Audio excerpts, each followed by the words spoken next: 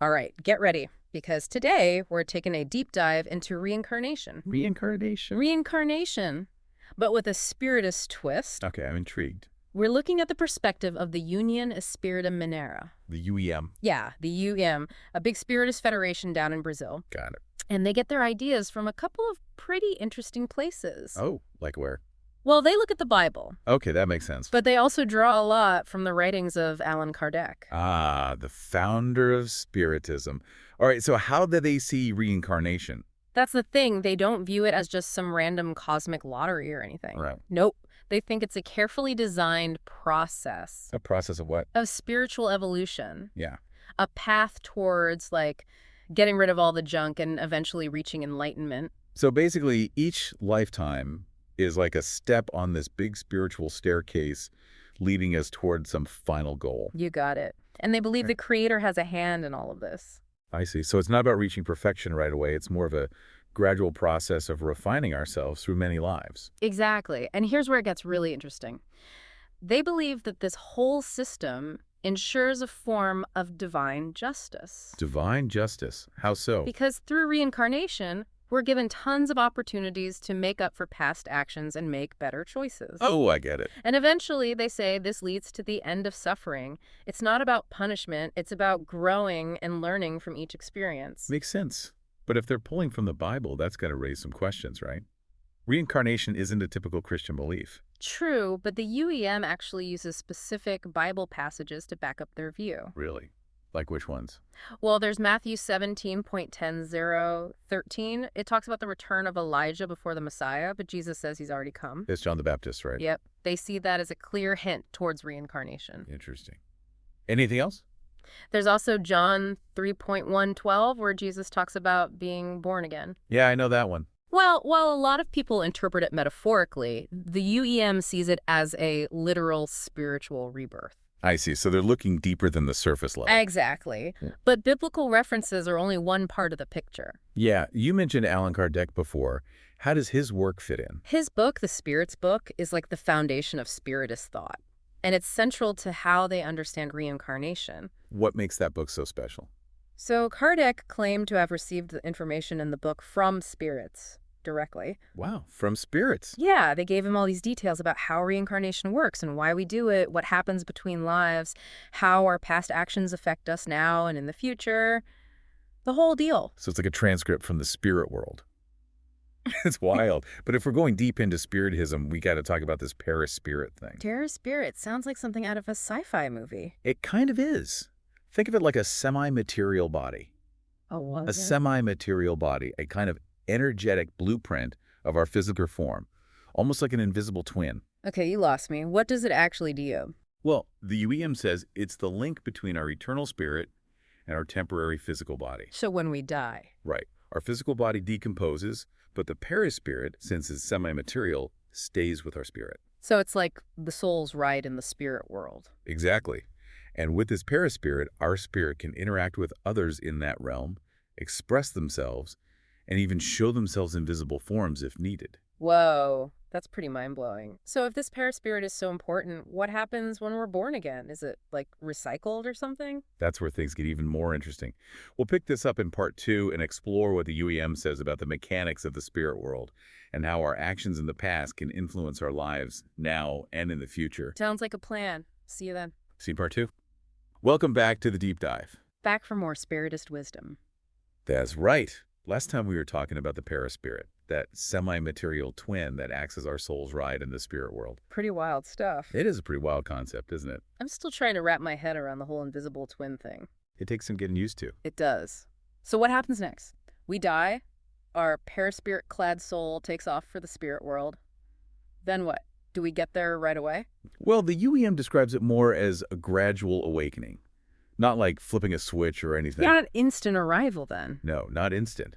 They say the spirit kind of detaches from the physical body little by little. And slowly becomes more aware of their spiritual surroundings. Exactly. Think of it like waking up from a deep sleep. A little groggy, maybe a little confused. Right, especially if the death was sudden or unexpected. It could take a while for the spirit to fully understand they're not in the physical realm anymore. That makes sense. Sounds like a pretty surreal experience. It does. But the good news is, The UEM says that this period of adjustment doesn't last forever. As the spirit gets used to its new state, it starts to see the spirit world more clearly, and often they're greeted by loved ones who have passed on before. So they're not alone in this strange new world. No, not at all.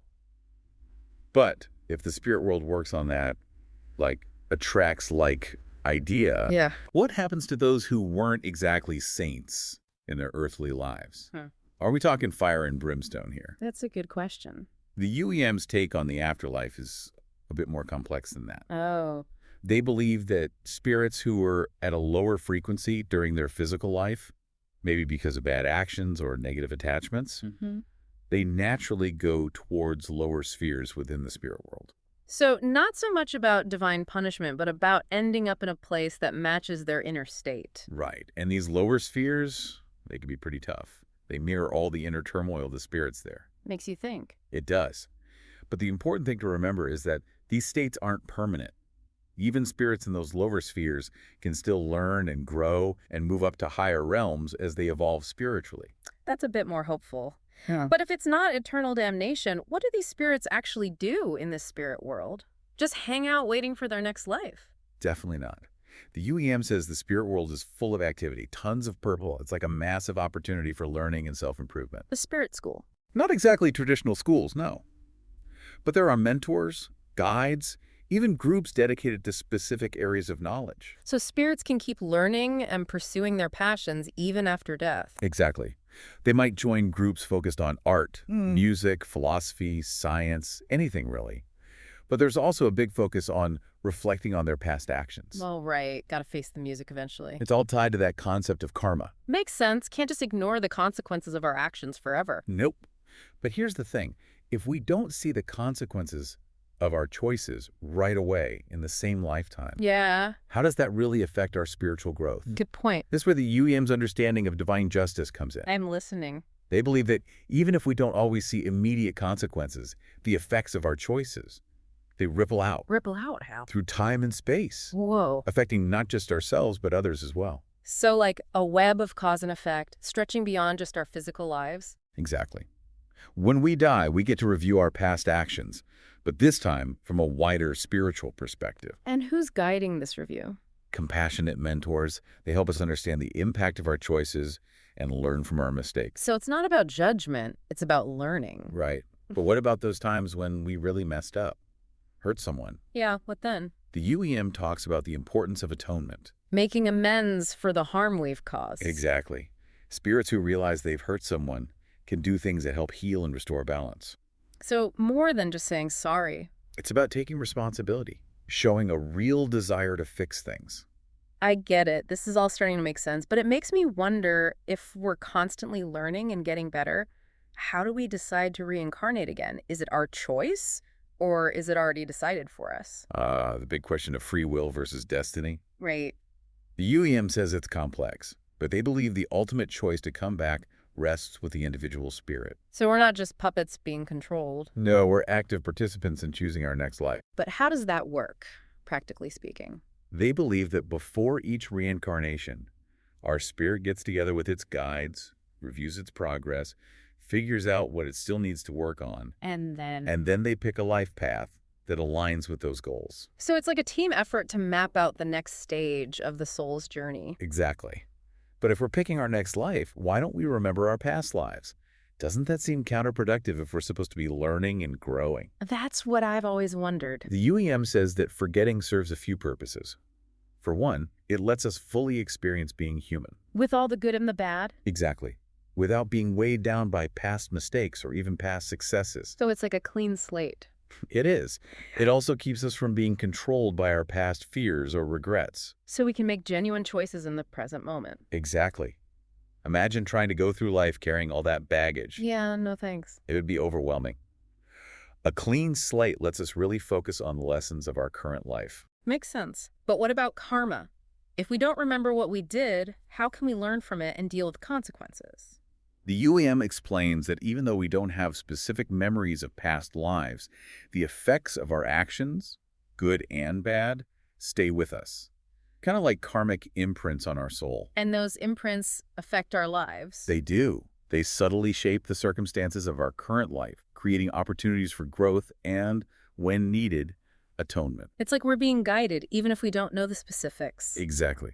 Which leads us to another fascinating part of Spiritism, Which, their ideas about heaven and hell. In Part 3, we'll explore how the UEM reimagines these concepts, and we'll also dive into the connection between Spiritism and other world religions. welcome back to the deep dive. Ready to explore some more? Definitely. All this talk about the spirit world and karma, it really makes me wonder how this whole spiritist view fits in with other religions. It's a question a lot of people have. It seems like there could be some clashes, Yeah, I can see that. but the UEM actually addresses this head on. Ooh, what do they say? It's interesting, they don't present Spiritism as a replacement for other religions. No. Nope. They see it more as something that can go alongside other beliefs. Like a companion. Exactly. A way to deepen our understanding of spiritual truths, no matter what our background is. So it's about enriching existing beliefs rather than trying to convert people. That's right. The UEM emphasizes that all religions, at their heart, have a common goal. And what's that? Connecting us with something bigger than ourselves, guiding us towards spiritual enlightenment. I like that. They see Spiritism as a new lens to view these shared truths. A fresh perspective. Exactly. But let's get down to brass tacks. How does this work with a religion like Christianity? Christianity's pretty big in Brazil, right? Huge. But the UEM points out the similarities between Spiritist teachings and the core principles of Christianity. Like what? Like Jesus' teachings on love, compassion, forgiveness. Those align really well with Spiritist values. And they probably see reincarnation as supporting those values. Absolutely. They believe that it shows God's infinite love and mercy, offering us endless chances to grow. To learn, make amends, reach spiritual perfection. You got it. So instead of contradicting Christian beliefs, they present reincarnation as a way to enhance them. I see.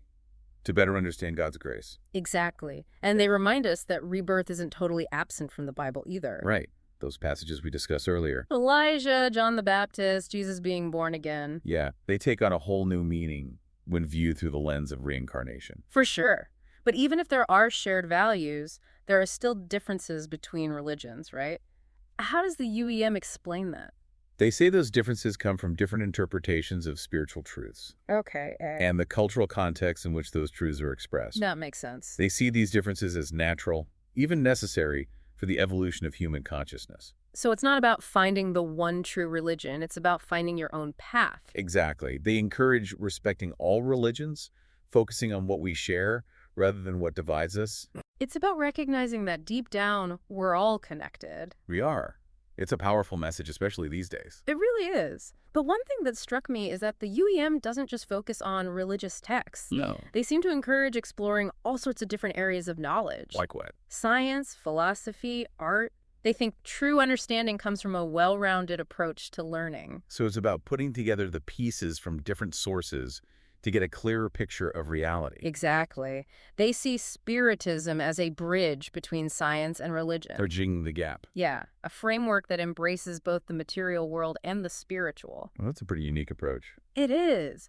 And they're not afraid to tackle those big, complicated issues either. What do you mean? Things like inequality, suffering, all the challenges humanity is facing. Yeah, those are tough topics. They are.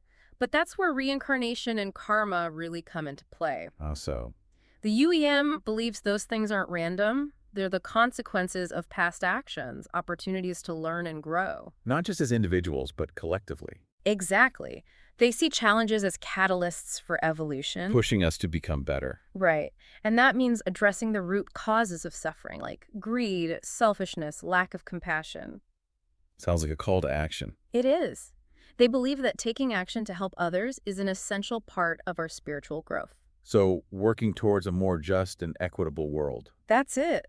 By helping others, we help ourselves evolve spiritually. It's a beautiful cycle. It really is. It highlights how connected we all are.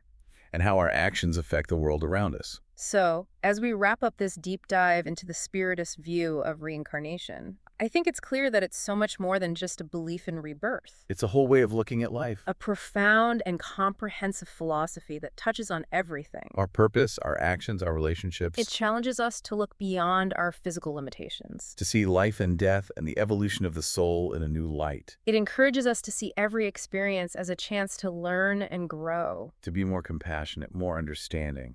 and to actively work towards building a better world. A more just and compassionate world. That's a powerful message to carry with us. So as we conclude this exploration, I want to leave you with one final thought. What's that? If reincarnation and spiritual evolution are real, how would that change the way you live your life? How would it affect your relationships, your contributions to the world? It's something to really think about. Thanks for joining us on this incredible journey. It's been a pleasure exploring this with you. Until next time, keep those minds open and keep exploring the amazing world of the human spirit.